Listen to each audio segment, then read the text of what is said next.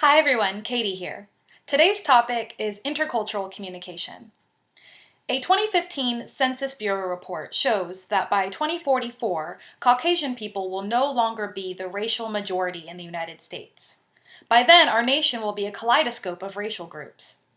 In fact, within the next 16 years, it's projected that several states within America will no longer be majority white, including Texas, Florida, New York, and California. As such, it's important to learn how to communicate effectively and efficiently with people from different cultures. So today I would like to discuss my efforts towards becoming a more open communicator, as well as the approach that I take to overcoming communication barriers with co-cultures. So let's get started. First, it's important to be aware of one's own culture.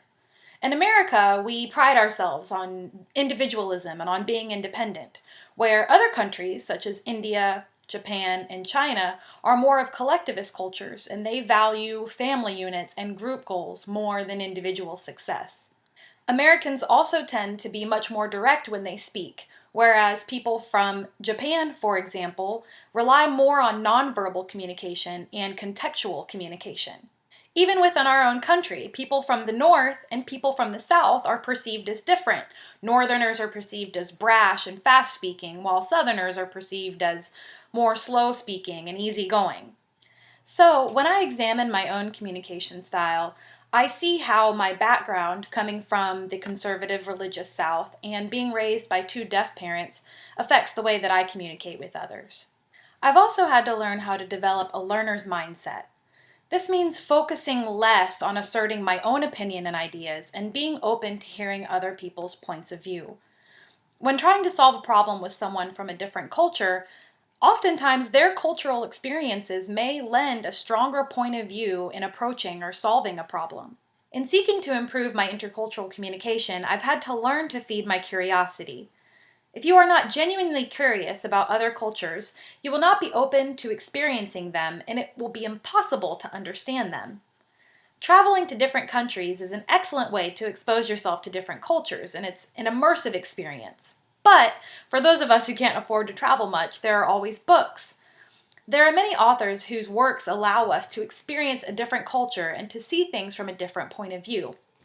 For example, Murakami has elements of Japanese culture in his books, and Adichie writes from that Nigerian perspective, especially as a Nigerian immigrant.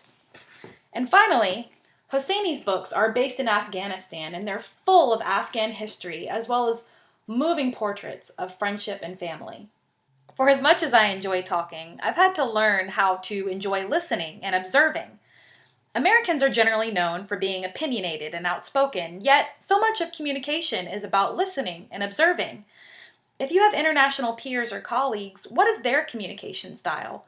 What is their sense of personal space? How do they communicate nonverbally? And what speaking rhythms do they use? Further, how can you incorporate some of their communication styles when you communicate with them? The more you incorporate familiar and similar speaking styles and rhythms with your international peers and colleagues, the easier it will be to build rapport with them. Finally, it's important to expose yourself to different cultures. While travel is the best exposure, you can still experience different cultures by trying different ethnic cuisines, attending nearby cultural festivals, and reading or listening to news broadcasts that cover international stories. You can also attend art museums that feature ethnic art, attend international plays, and watch movies that are from another culture. Through the intercultural communication tips that I've shared with you today, I have found and believe that you will also find that we have more in common with people from different cultures than we originally thought. Effective and efficient communication begins with finding commonalities.